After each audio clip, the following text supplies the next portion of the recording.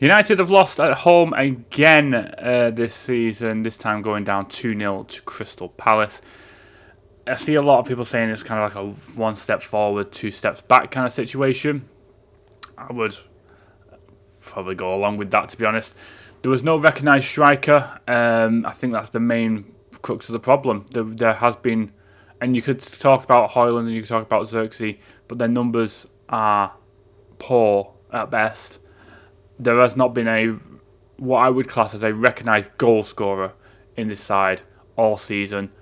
We've had a little bit from Ahmad, a little bit from Fernandes here and there, but they are midfielders who create more than they score. So there's always going to be that disconnect. I think that there is definitely something needs to be done going forward. We're literally on the final day of the transfer window. Whether we bring in anybody, I'm not optimistic with it, with what we're hearing about the club itself and the financial restraints we're currently in. It doesn't look positive from that side, so I'm not looking forward to the rest of, well, what would be today when you see this. It is an interesting one, I think. I don't think United finish any higher than mid-table from this point. I don't think they would finish in the top half this season. I think this season is a write-off in terms of the league. Obviously, we're still in the FA Cup, which comes on Friday. We're still in Europa League, and we're in the last 16, so we don't have to go through the playoffs, which gives them a couple of midweeks off. Obviously, there's no Carabao Cup, which would have been this week as well, but obviously we got knocked out of that quite early by Tottenham. So, trying and find positives that I don't think there is many. Add to that the fact that Lisandro Martinez went off relatively very much abruptly on a stretcher, clutching his knee. That is not a good sign. We'll have to see how that progresses. I know, obviously, we brought in the left back Dorgu. See if he can give us anything in terms of his positivity. That might allow Mazraoui to play in the 3 and Dalot to play on the right.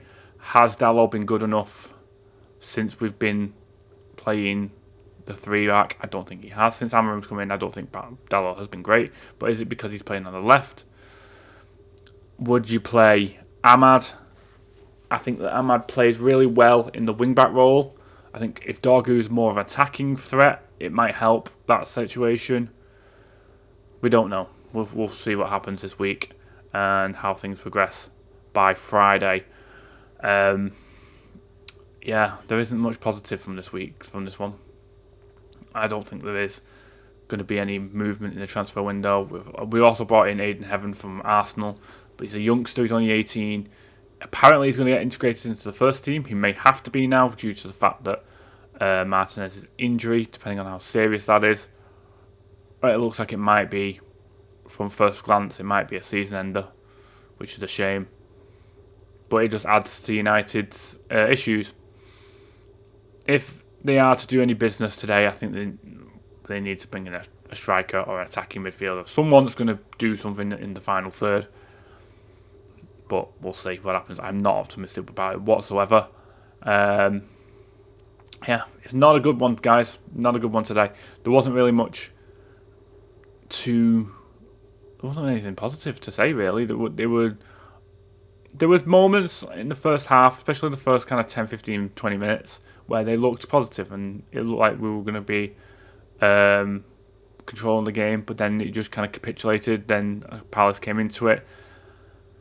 Obviously, they got to half-time. Second half, they were not as good as they were in the first. So it kind of stems from the fact that when United concede, especially this season, it does seem to be the nail in the coffin for the game, because you're asking a team who has very rarely scored in total to score under pressure, basically. And it's not something they've been fantastic at this season.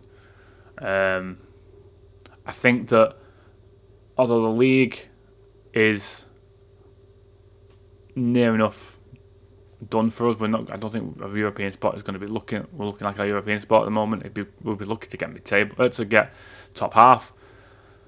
I think that the FA Cup is an interesting one because it gives us access back into the Europa League. I think the Europa League itself is an interesting one because obviously winning that gets us into the Champions League.